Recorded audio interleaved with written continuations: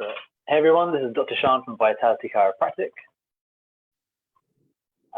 Welcome back to our interview series where I'll be talking with other healthcare professionals and providers about their stories, how they got started, and of course the people that they help. Today's guest is Sam. He's a weight management specialist. He's helping people to improve their health, not just with aesthetic changes, but also by reducing their levels of visceral fat for improved cardiovascular health. Sam, how's it going? How's things on the lockdown? Oh, great. I think other than the fact that everyone missed the outdoors, it's a good thing that we're all safe at home.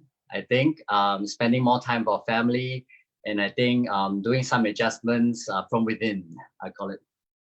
Okay.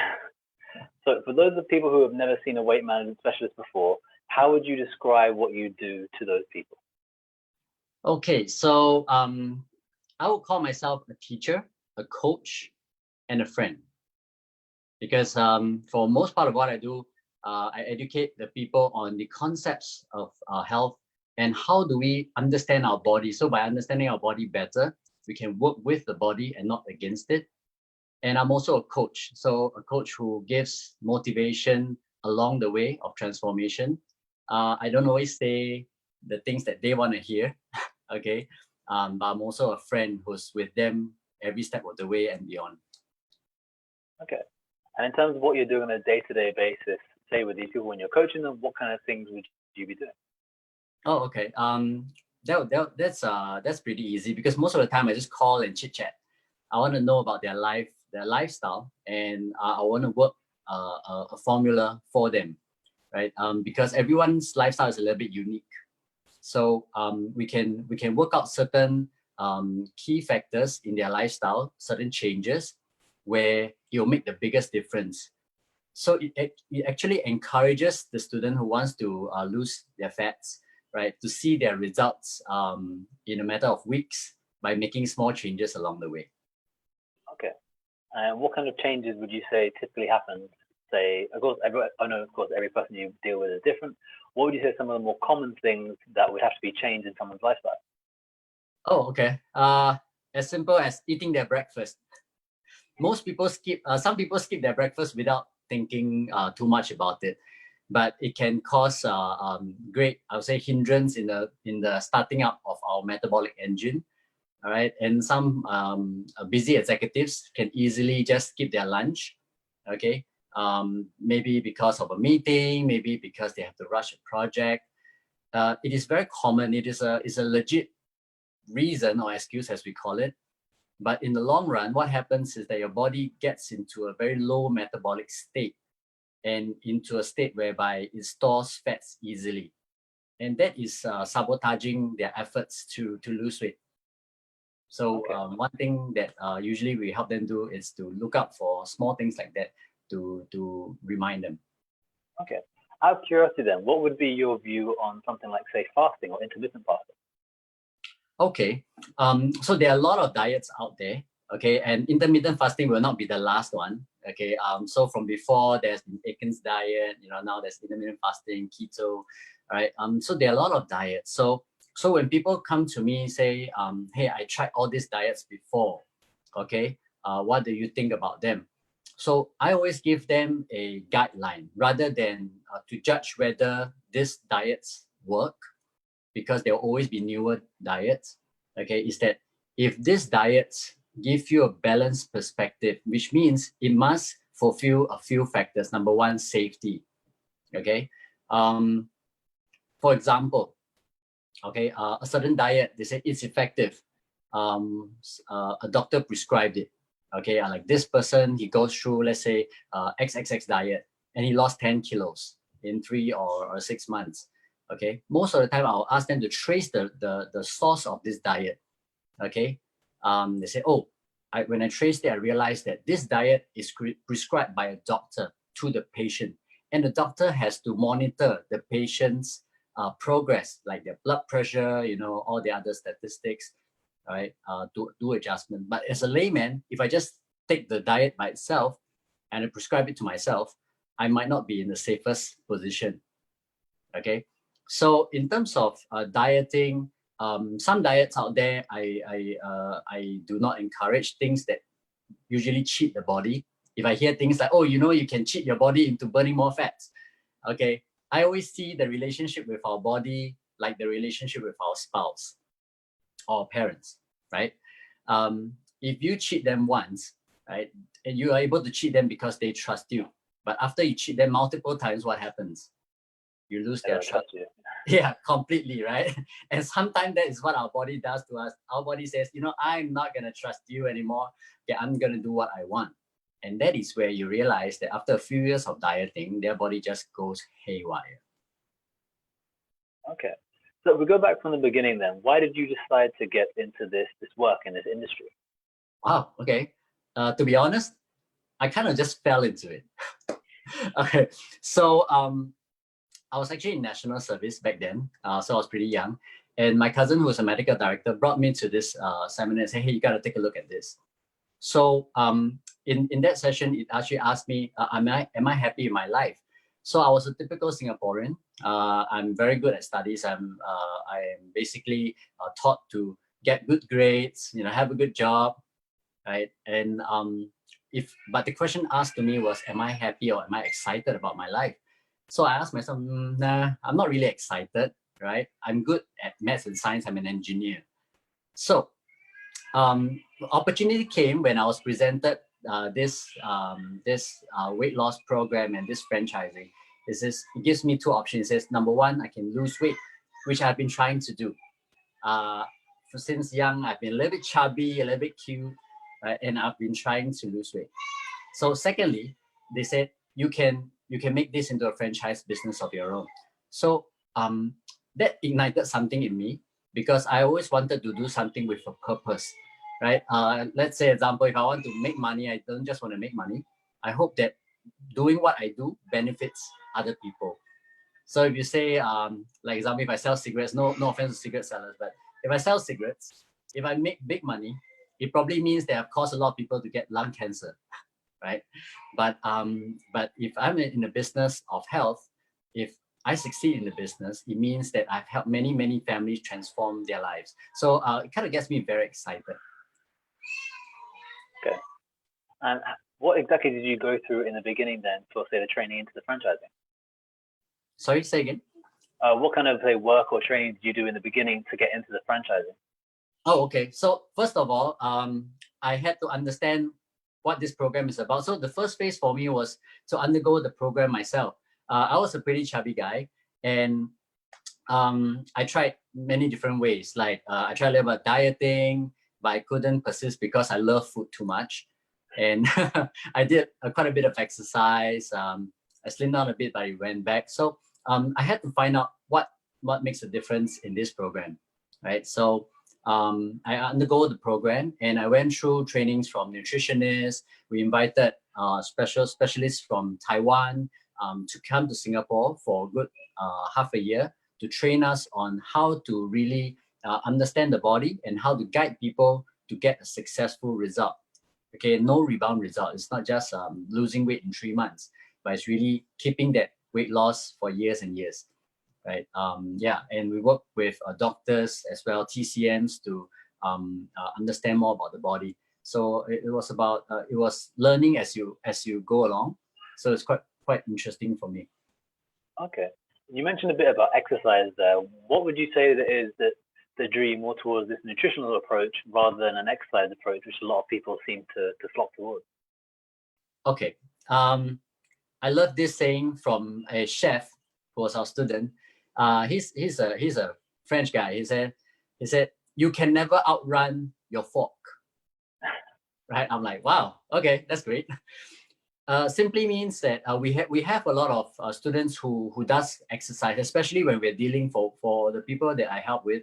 We deal with visceral fats. Visceral fats, namely the internal fats, right? I even had a student. He's a national athlete.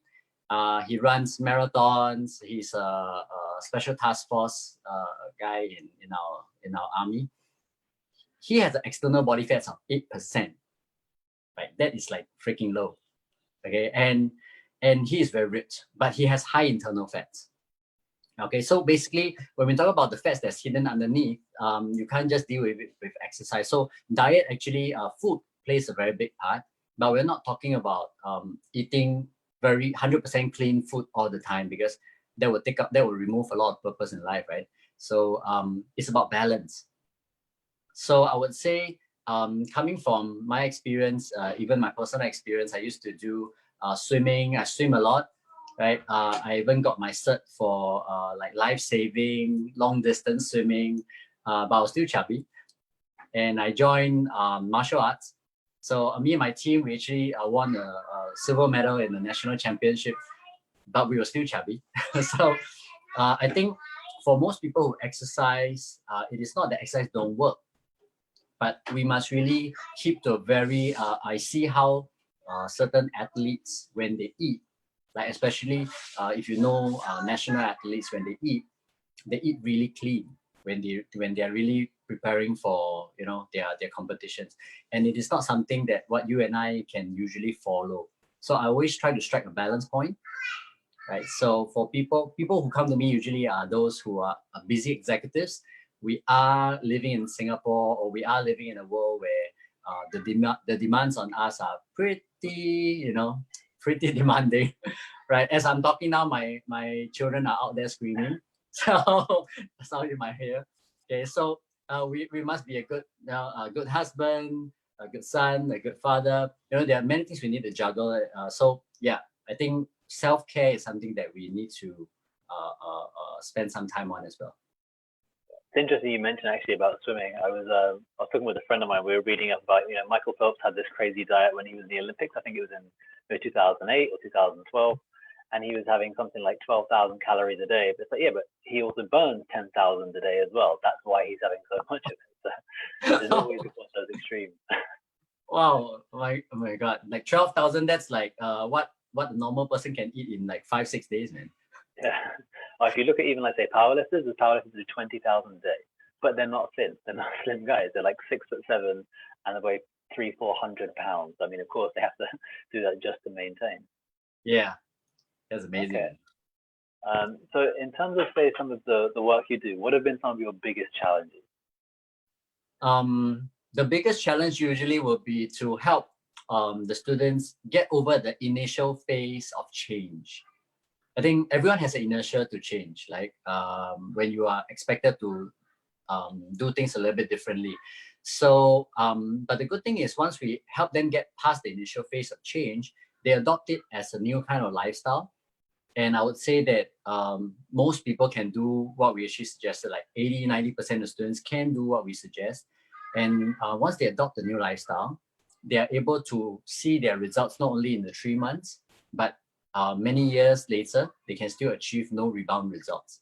So I think it is the initial 1 to 3 weeks that we need to guide them through. Okay. And going back, because I know you mentioned visceral fat, of course, I know you talked about this a lot with me before. How would you explain that again to, say, the layperson in public who has no idea what visceral fats are? Okay, so I would usually ask a layman if, do you have any friends around you who are very slim, who are even skinny, right? If I were to describe, but they have high cholesterol, okay? Or you see them like every time they'll complain that they walk a few steps, they climb out a little bit, they feel out of breath. Okay, it's not a matter of fitness. Most of the time, it is that their system is being stuffed with too much visceral fats. Okay, their arteries are being clogged with a lot of cholesterol, and some of these internal fats are not inside the arteries, but they are actually hidden outside the walls of the arteries. Okay, but if it expands too much, it will burst in and you will get an artery block. Okay, another way I'll explain it to a layman is that we all have fats surrounding our heart and our organs, right? Our heart, our liver, it is to protect them. But when it gets too thick, what happens is that we'll get things like fatty liver. So sometimes when I say the word fatty liver, it rings a bell. They're like, oh yes, my cousin has fatty liver, my uncle has fatty liver.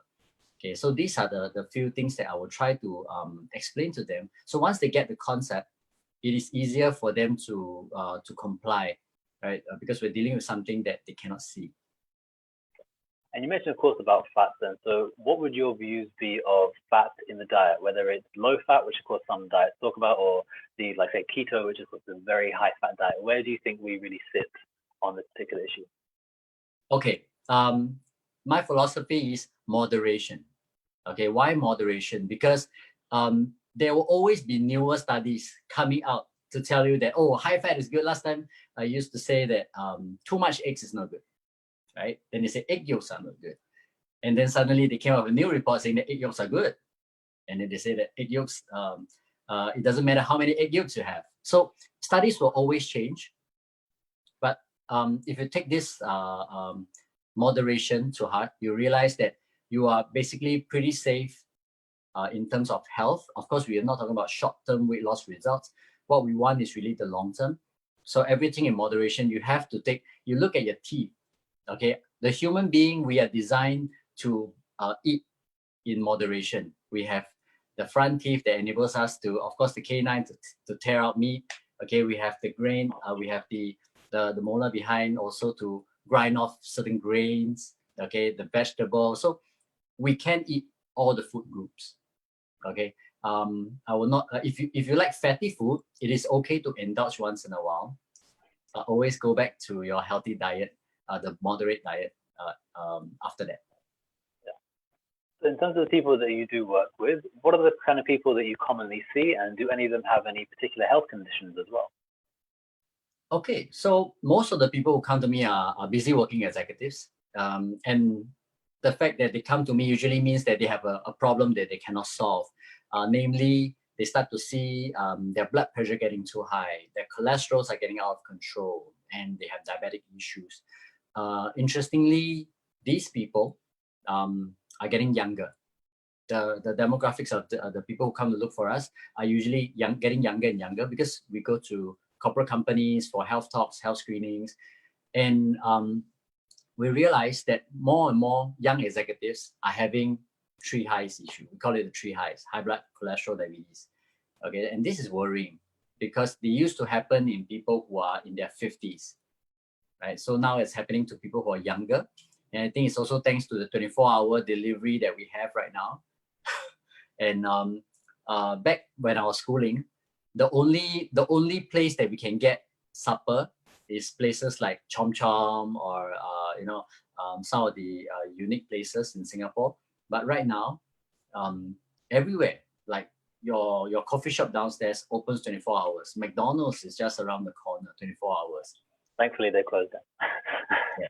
So, yeah, this is a good time, man, because bubble tea is out, McDonald's is out, right? And out of local context, we see, I would say, a trend of unhealthy diet like bubble tea, and all that. So we are getting more developed as a civilization, but the food and the kind of nutritional awareness we're actually having is actually decreasing. The age-old teaching from our parents, our grandparents, to wake up early, brush your teeth, have your breakfast, drink enough water. All these are common sense, but they are no longer common practice now. That's a very good point. Yeah, the common sense and common practice is something that seems to be flying out the window for a little bit of time now. Yeah, man. Okay, and so you have a busy client list, and I know you do a lot of speaking in companies and other public speaking as well. What do you think are some of the most important aspects of your success? Okay.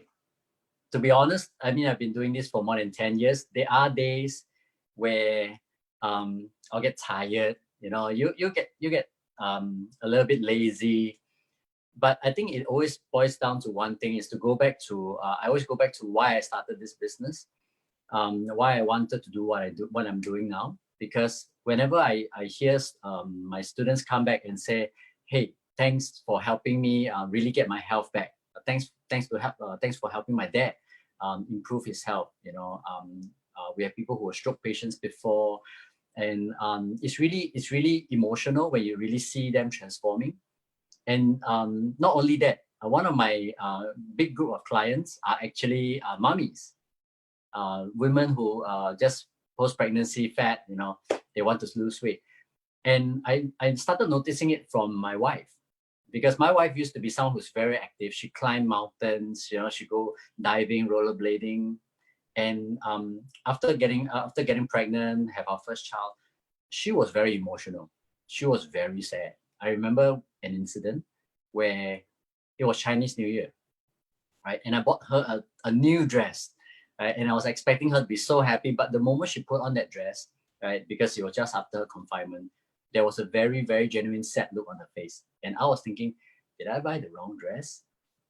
Then I realized is that when women see themselves transforming like that, it is very emotional for them. So we have a lot of mummies transforming, and the moment they come out with their babies and they look like a sexy young woman, and they post it on Facebook, yeah, you can really see their genuine happiness as well. So yeah, it keeps me going. It reminds me that hey, you have to be on the ball, because who knows, the next person that you get in touch with will need you at your 100%. So I have this tag in my room that says, "Who needs me in my 100% now?" So it reminds me, oh yeah, there'll be people who needs me at my 100% at this very moment. That's great. It's a great thing to always kind of hold with you. What are some goals you have at the moment for your company and for the profession as a whole of helping people with their diet? For my company or in the profession? Okay, so basically for both, right? So for my company, we're doing franchising. So I really I'm excited that right now we're actually going global. So we are wanting to expand to other countries as well. Okay, we are slowly already expanding. So that's one. And locally, we want to get Singapore out of the top 3. Do you know that Singapore, we are top 3 in terms of obesity, okay, in Southeast Asia. Oh. So some people will say, dang, we're not number 1, right? But we are top 3. Yeah, so and the number is increasing. So we want to get Singapore out of that position to get everyone healthier. Okay, and expanding globally would be one of our very exciting projects that we do. Yeah, and in this profession, in terms of weight management, my wish is that more people take this profession seriously, and really, I would say, go pro. Why do I say that? Because there are people who take what we do lightly, and they dish out advice casually. Meaning they do not go into, they do not upgrade themselves. They do not look into the people that they're helping with more details. So I would say that take care of the students that you're with, okay, and be professional, go pro. Okay. So in an ideal world, say, what kind of change would you like to see here in Singapore or in other healthcare systems around the world to help us to reach that target you're talking about? Okay, one thing I can think of is we see in Singapore, government is actually subsidizing people to go for upgrading, right? To go for courses, and things like that. I want to see if I can suggest that in an ideal world, people are also subsidized to go for health courses, right? To upgrade the general level of health knowledge, okay? If you're interested in fitness, why not, right? Get subsidy to go for a fitness course. Okay, why all this? Because it will actually, in the long run, save the money for the government. Okay, because why is the government giving money for the general public right now to get upgrading? It is to get ready for the economic turmoil, right? Okay, and same thing for healthcare. If we want to see people getting healthier or demanding of the healthcare system to subsidize more, okay, we should start from the stem. We should start from when they're healthy, get them to keep their health at optimal level so that lesser people will have to go to the hospital. Yeah, absolutely. I mean, it's one of the things to be honest, we don't see as much maybe here. I know in other countries like my dad, he's at what we call like a pre-diabetic level. So he's not diabetic, but they're kind of a little concerned. So straight away they send him on a health course. Like I think 8 weeks or something like that, where he has to go once a week, and he has to go and they talk about the basics of nutrition and all the things that you push your family to do for years and years, and they're like, oh, but now I've learned a class. That's so cool. Nice. Okay, so given the current lockdown, what are some tips or advice you would give to people who are spending more time at home? I think this is a wonderful time to make a change. Okay, of course, it's not I wouldn't be overly optimistic to say, wow, it's wonderful out there. We can't control the external factors, but we definitely can control the internal factor. And I always choose to see every crisis as opportunity. And since we're all at home, why not take the opportunity to transform, okay? To fulfill that New Year's resolution that we have been promising ourselves many years over, right? So for like some people, they say, I want to get healthy. Okay, start from today. It will not be tomorrow, it will be today. Okay, for me, I started picking up piano, right? I always wanted to learn how to play music, and I have no idea how to read the score sheet at all. Okay, but right now, as I'm developing my knowledge in this area during this lockdown, I started playing my first song, moving on to my second. So this is what I mean by taking this opportunity as a chance to transform. So you will emerge at the end of this lockdown period, who knows how long it will be, you will emerge as a victor and not a victim. Right? I think it's a great time that we're all at home right now. Oh yeah, absolutely. I mean, I'm sure everyone has 10 books they wanted to read, one TV show, and how many million things on their to-do list. Now is the chance to clear that drain or whatever else it is that needs to be done. Correct. Okay, and before we end, to get a little bit more personal, if you could speak to yourself 5 years ago, what kind of advice would you give to yourself? Wow. If I had to turn back time to talk to myself 5 years ago, I would tell myself a few things. Number one, read more, right? I'm not a serious reader, but in these 2 years, I started picking up reading and realized that there's so many things that we can learn, and it will actually make our life perspective a lot more broader. So I would definitely advise myself to read more, okay, and to get out of my comfort zone, okay, because I think in the recent years as well, we have been exploring the overseas market, and to me, I think it's very refreshing because I'm naturally curious about another person's culture. So as we're expanding our franchise overseas, we're interacting with all our franchisees. We realize that wow, it's so interesting at where they live, how they live their life. Yeah. So I wish that we could have done it even earlier. Okay, and challenge ourselves to a higher standard because we are young and there's unlimited potential. Okay, cool. So thank you very much for joining me today, Sam, and thank you for everybody who's watching today on the live or is watching on the replay. If you have any questions, of course, you can leave them in the comments, or you can contact me on 84389550 or help@vitalitychiropracticcentre.com.